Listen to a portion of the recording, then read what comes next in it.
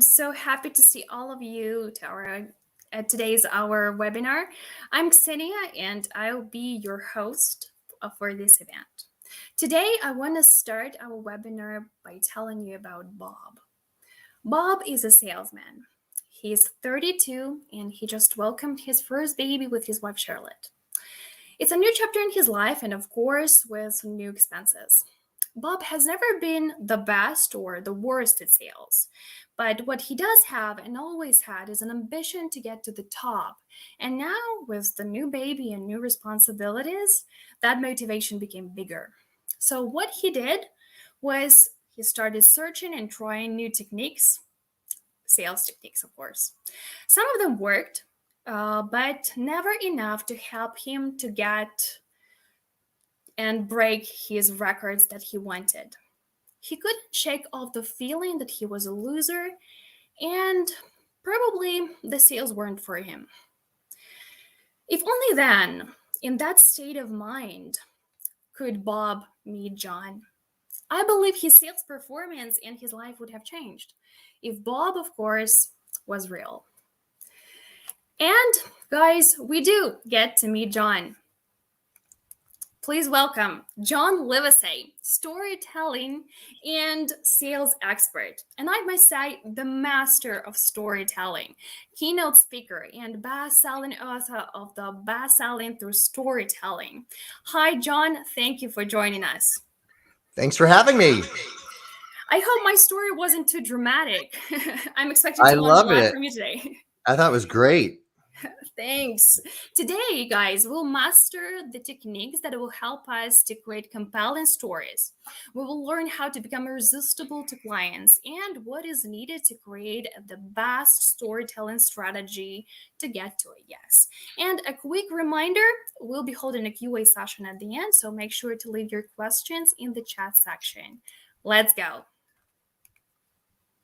Well, Plato said storytellers rule the world. And it's just as true then as it is today. But Plato didn't have to compete against the internet. When I was selling advertising several years ago in Los Angeles for a fashion magazine, Speedo was in my territory.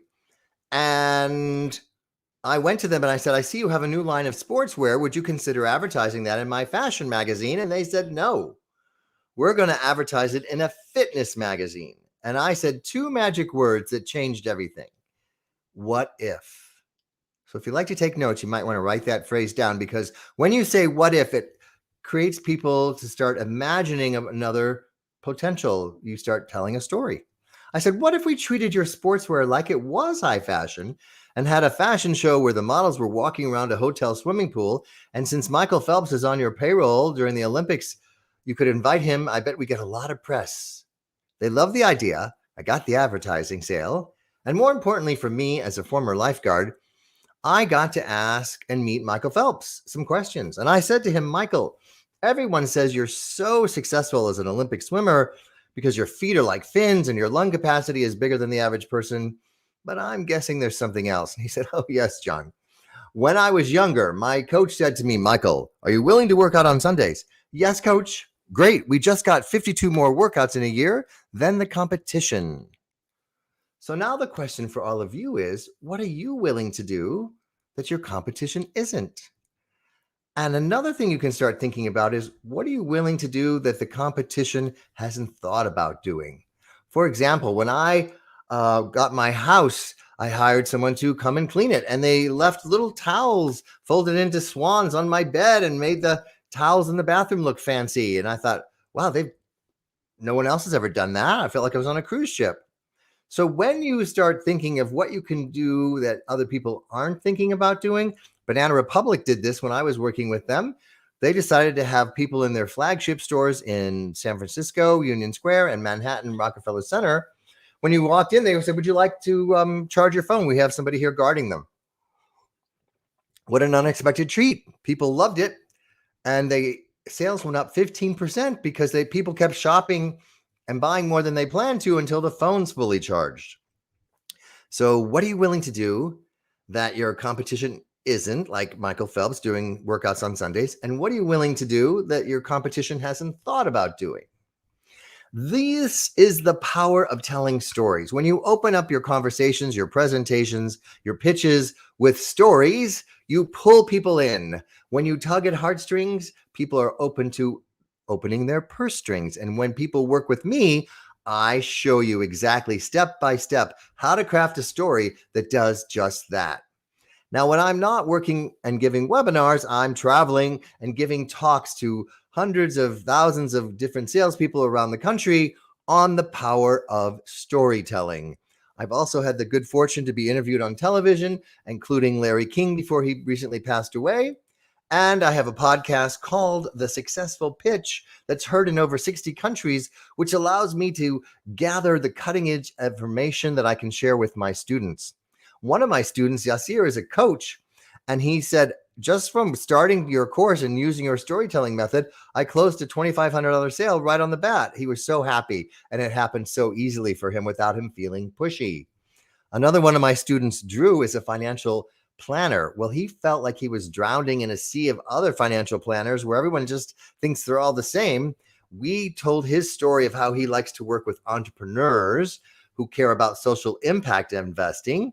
And once we crafted that story, he said, when I get a new client that has $1 million or more to invest with me, and I get a small percentage of that over 30 years, that new client is worth a lot of money. So it was worth it for him to invest in learning how to tell better stories, to not be lost in the sea of sameness of thinking that he was just like every other financial advisor. One of my other clients, Rose, is a coach. And she said, I really hate selling. I love coaching, but I hate selling to get people to work with me. But after learning how to tell a story, I'm getting 2 or more clients in a week with actually saying less than I was before. Now, a lot of you might feel like you're an ostrich and you just want to bury your head some days when things get overwhelming, but you're the movie director of your own life, and you can think of yourself like a peacock and say to yourself, you know what? I'm going to be in charge and let everybody know that I'm still here and be proud about what I have to offer. One of the big problems I see people have out there is that they believe that in order to get someone to buy from them or buy their product or service or hire them, that we've heard this forever. You got to get people to know, like, and trust you. The problem is that causes people to push out information. Do you know enough about me now? So we just flip the script a little bit and we start with the gut. It's, in fact, the handshake came about to show we didn't have a weapon in our hand. So the fight or flight response has to be answered and calmed down, that it's safe to open an email, it's safe to come to a webinar, and trust is transferred. So when you get someone to make introductions, it gets transferred. And then it goes from the gut to the heart. And the question there is, do I like you? And this is so important because the better you can show empathy for the person's problem you're solving, the more they think you have their solution. And finally, then it goes to the head. And the question everybody has is, will this work for me? Because they might trust and even like you, but if they don't think it's going to work for them, they're not going to buy. The good news is storytelling answers that question, because you can learn from me how to tell a story so that people see themselves in the story and say, well, of course this will work for me because the story you're telling of someone else sounds just like me. Now, I promise you, I'm going to give you some specific ways to improve your storytelling. If you don't tell stories at all, we can get you going. If you're already pretty good at storytelling, we're going to give you some tips on how to become a black belt in it. So the question for all of you today is, do you feel like you're drowning in a sea of sameness? Are there a lot of other people who do what you do and nobody can remember what makes you special? Well, the solution is you need a storytelling lifeguard. As you know, I used to be a lifeguard and now I'm a storytelling lifeguard. And a lot of people say, well, I'm getting all these great leads, people who need what I have, they can afford it. But I'm only, getting 2 out of 10 people to say yes. There's a way to double that to get 4 out of the 10 or even more without feeling pushy. So we know lifeguards, their responsibility is to save lives. I'm known as the pitch whisperer, and I'm here to help you save those sales, that lost money you're leaving on the table because you're not telling a compelling enough story to get people to want to work with you. Now, if you don't know how to tell a story, there's no logical reason why you would be good at it. You stumble through it. Part of the problem, again, is there's no right brain connection. Here it is. People buy emotionally and then back it up with logic. So if you tend to be somebody who just talks about logic, you're not going to get people to respond. But if you open with facts and figures, you might also even bore somebody. But when you learn how to tell a story that has an emotional connection, you soar through the stories and have confidence. Now, sometimes people say, oh, I get so nervous. I get butterflies in my stomach. And I said, the goal is not to get rid of those butterflies, but to get the butterflies in your stomach to fly in formation. Get the nervous energy out of your stomach and into the room and make a gesture. Nothing says confidence to me like Lady Gaga. Here she is a few years back singing at the Academy Awards about confidence. One of the exercises I have my students do with me is we write down 2 or 3 times in your life when you knew you nailed something and what that felt like. Maybe you got a second date, maybe you got a big job, maybe you got a big sale. And when you write down those moments and the feelings, confident, proud, happy, exhilarated, and put that in your head instead of the negative self-talk that can sometimes happen, your confidence soars. Now, there's 3 core components to becoming a revenue rock star. The first is this concept of an elevator pitch where you tell people what you do, so they're intrigued to want to know more about you and start generating referrals. We turn those into elevator stories. Same thing with the concept of now you've been invited to come in and present. It's usually called a case study, which sounds boring to me, sounds like homework. We turn that into a case story. And then finally, we get you to where your brain is like a jukebox or a playlist where there's multiple songs ready to go. In this case, you need to know the right story to tell to the right person at the right time.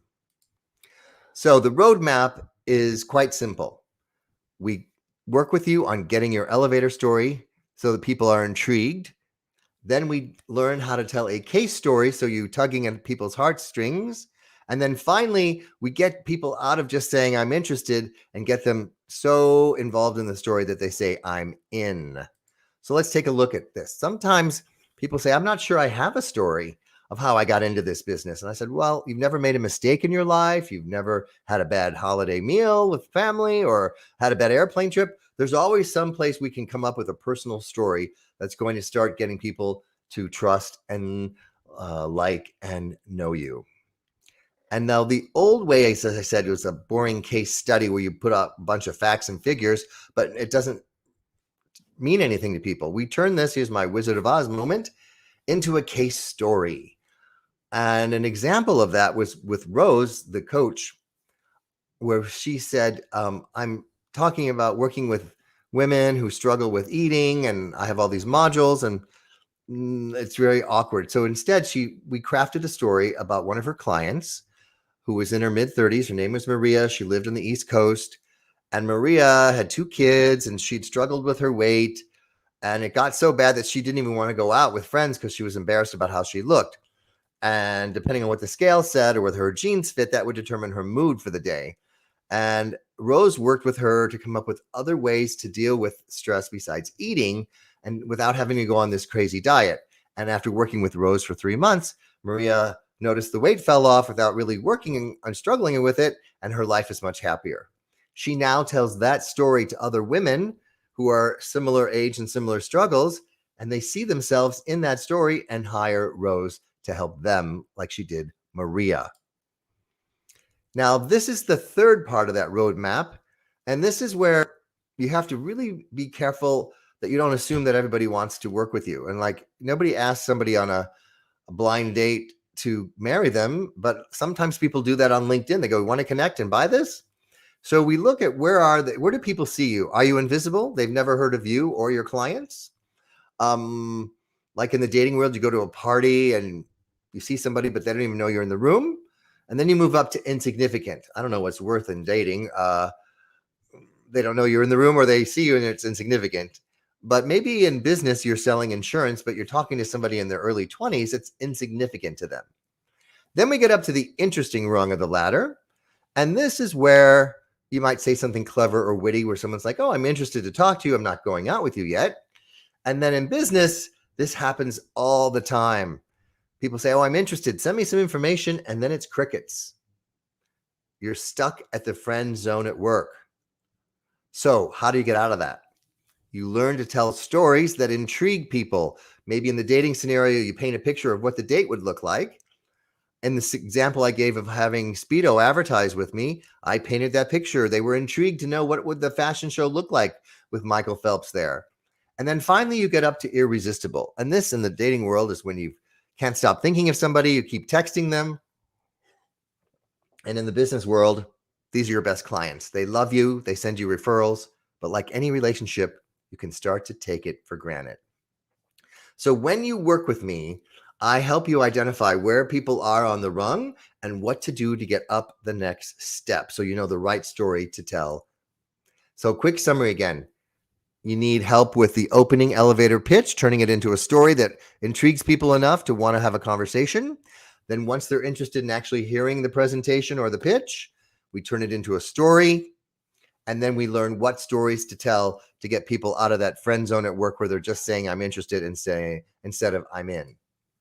So the old elevator pitch came about like, what are you going to say to somebody for the length of an elevator ride? But we're going to kill the elevator pitch and turn it into a story. So it looks like this. This is where there are 5 steps that you're going to learn and work with me if you decide you want to become a student. So the 5 steps are, we start conversationally. You know how so many entrepreneurs struggle not to be seen as a commodity. They're drowning in a sea of sameness. Well, I'm known as the pitch whisperer, and I help them become storytellers. And when that happens, their business takes off because they're no longer pushing out information. They're pulling people in with stories, and they no longer have to worry about feeling pushy to get people to hire or buy from them.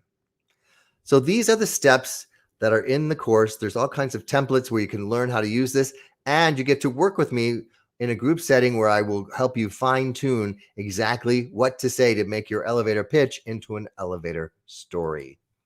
So you might be thinking, well, how can I pull all of this together? Where do I go from here?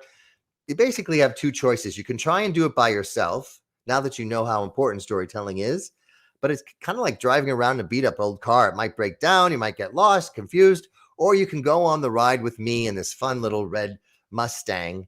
And I'm basically your Sherpa helping you climb Mount Everest in the car. I know exactly how to get you there fast and have fun doing it.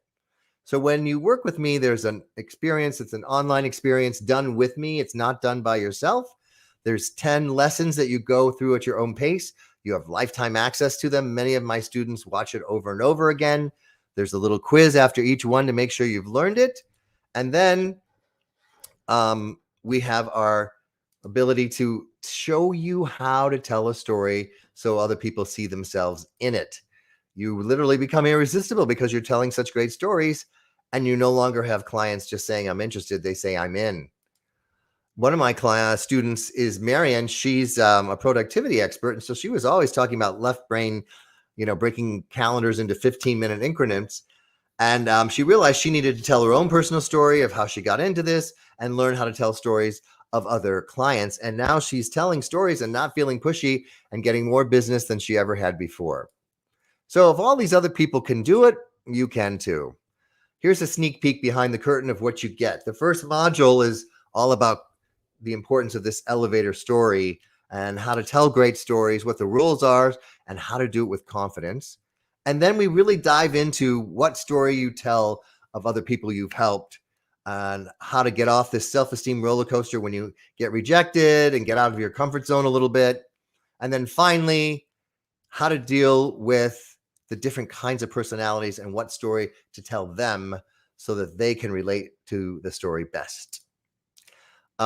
There's all kinds of templates that you can get access to right now. LinkedIn now allows you to create a short little video, which I give tips on how to do that, how to look and sound good on video calls. And then, of course, the templates and the script for a good case story, as well as we saw the sneak peek of one of them for the elevator story.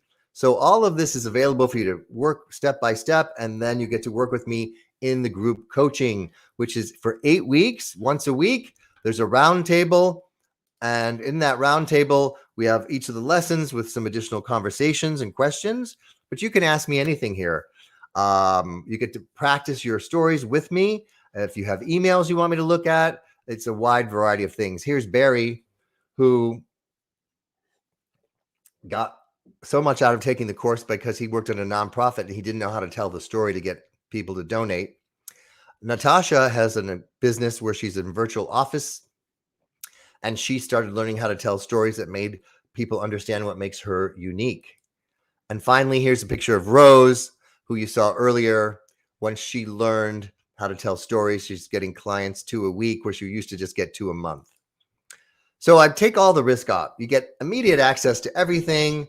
And a lot of people in the community start referring each other or hiring each other when they hear each other's elevator pitches. So if you go to johnlivesay.com/revenue rockstar, which you see at the bottom here, you can fill out a questionnaire about your business and see if you qualify to have a conversation with me. I typically like to work with people who are selling something at the $2,500 or more price point, but I'm giving some bonuses today. One is a virtual event where I'm going to have some key thought leaders from my podcast speak and give you some additional training. As I mentioned, there's a whole training on how to look and sound good on camera. And then for those of you who qualify, you get a free hour with me. And not only am I going to help you with your storytelling, but I'm going to look at your website and all your social media to make sure that the stories you're telling there are as compelling and strong as they can be. And if anyone has an interest in learning how to give a TEDx talk, I gave one called Be the Lifeguard of Your Own Life. It has over 1 million views, and I can help you craft a story that would appeal to the event planners who book a TEDx talk, because it gives you a lot of credibility and exposure, and again, helps you stand out from others. And then finally, if anybody has interest in getting publicity, again, that also helps your social proof and the trust. I was interviewed by both Inc. and Fortune magazine on the one soundbite, Are You Stuck at the Friend Zone at Work? Both of the publications interviewed me about how to tell if you are and how to get out of it. So I can work with people on coming up with that soundbite to pitch, either to get on television, here I am on KTLA, or how to get these business publications to feature you. So by taking all the risk away, I even have a 30-day guarantee. You get access to everything. And if you go through the program and you don't feel like you're getting the results, you can ask for a refund. So the quick summary of all the bonuses are that there's the one-on-one coaching where I do not just an analysis of what stories you're saying, but your whole social platform. I'll help you craft a story to give a TEDx talk or how to get some publicity. So the big question is, if you're only closing 2 out of 10 qualified potential leads, I'm going to help you double that to 4 out of 10, if not 6 out of 10. So if anybody has any questions, now is the time. And if you want to type this link in, maybe you can put that in the chat for me, johnlivesay.com/revenue rockstar.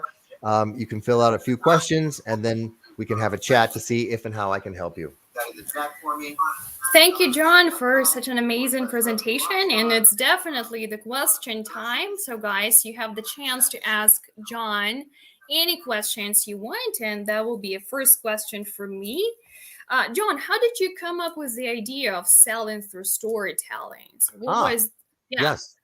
Well, when I was selling advertising for the fashion magazine, I would call on big companies like Lexus and Guess Jeans, and Lexus would say, we looked at 10 magazines. We've narrowed it down to 3. We're going to pick 1, and we're going to let you all come in and present, but don't talk about numbers, because we've already analyzed the numbers of your circulation and the income of your readers.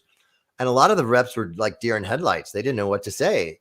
And I realized that whoever told the best story is the one that would bring it to life. They're like, we have a marketing idea of how we'd launch this to support the advertising. And those were the people that got the yes.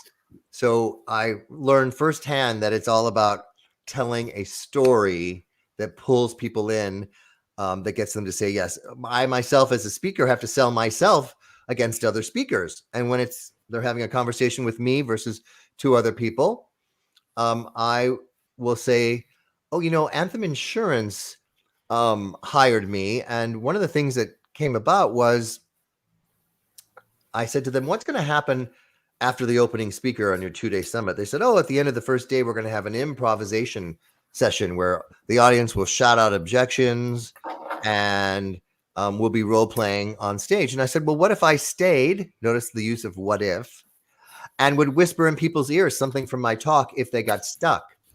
They said, oh my gosh, we love that idea. So I just went from being interesting to being intriguing. And they said, well, this is it. We're picking you. And the event was so successful that people said, wow, can you be in my ear all the time when I'm actually out making calls? And it made the event a huge success. So I tell that story to other people who are interviewing me for their event, and it 9 times out of 10 makes them want to pick me as well. Cool.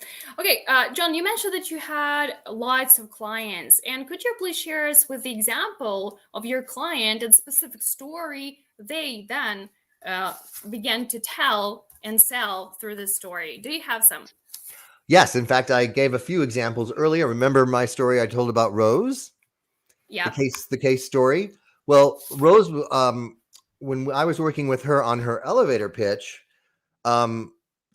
she said, I work with women who struggle with eating and emotional eating. And my business is called Button Those Jeans. And I said, ooh, now that's fun and playful. So now her elevator story is, how some women struggle with their weight and eating. They get triggered from emotional and they're eating when they're not hungry. Well, I help them figure out how to do other things besides just eat when you're stressed. In fact, my company is called Button Those Jeans. And sometimes people take their jeans out of the dryer and they want to blame the dryer for shrinking it. And they go, well, maybe I put on a few pounds during COVID. And most people laughed when she said that because they could see themselves even in the elevator story. And then they were intrigued to want to know more. So there's an example of the elevator story of a client I worked with. Cool. We have the question from the subscriber, and you can see it in the private chat, by the way. I will read out loud. You also help in creating scripts which include storytelling. Do you help in creating scripts or stories? Yes. Remember the slide where I said there's all kinds of templates that on the template to tell an elevator story, the template to tell a case story. And then in the weekly calls, I work with you specifically in a group on crafting this. Once you fill in the basics outline from the template, then I help you refine it. Okay. John, should the story have structure, or how the story should be structured? Yes.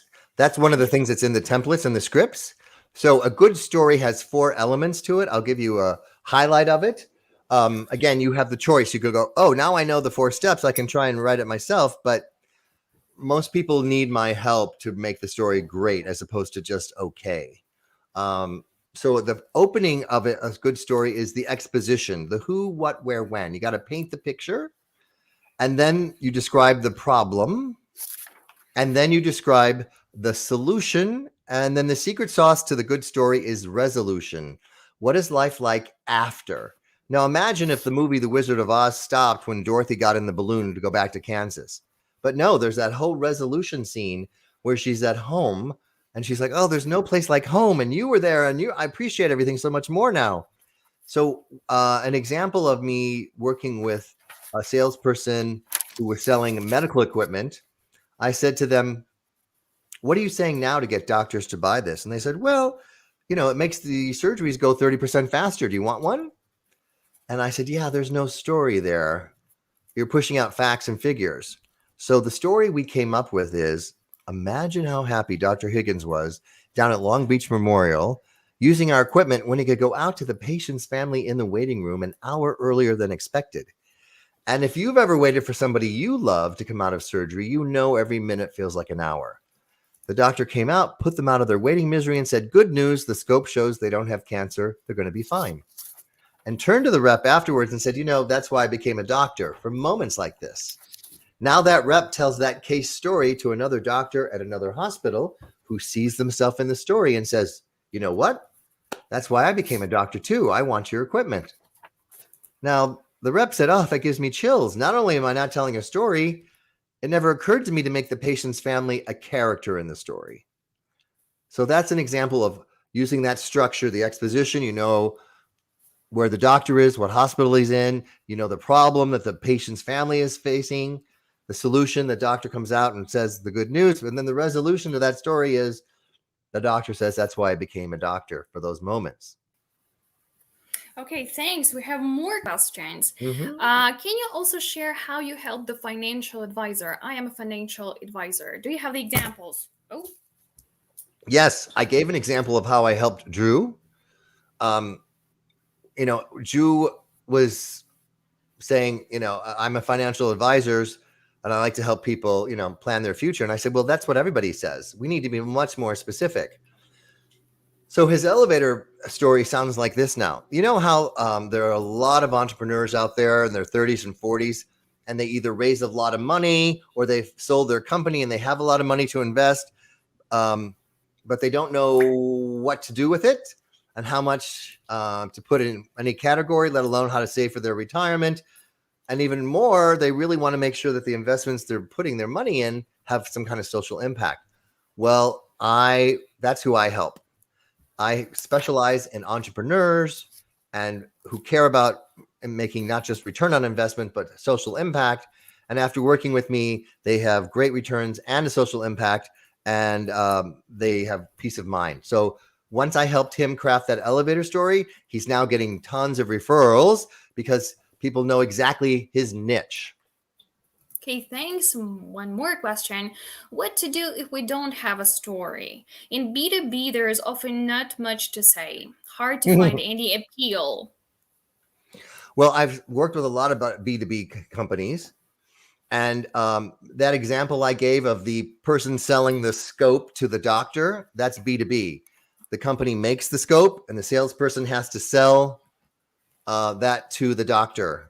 So the good news is I can help anybody turn anything into a story.